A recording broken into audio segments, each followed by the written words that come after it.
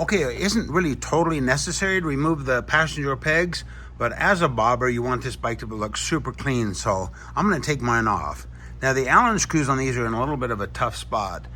They take a 6mm Allen wrench. I've got a L key here, just a cheapy L key wrench.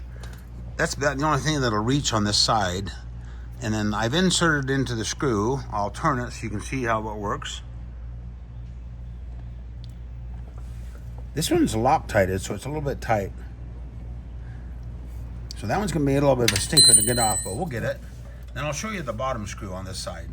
Okay, I've got a long extension Allen wrench on this side, which is kind of handy. You can probably get it off with an L key.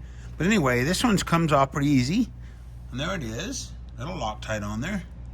And then this one, if you get that bottom one out first, then this one you can swivel it out of the way and it'll be a little easier to get your Allen wrench in there. Okay, on the left side of the bike, it's much easier. There again, there are 6mm Allen bolts.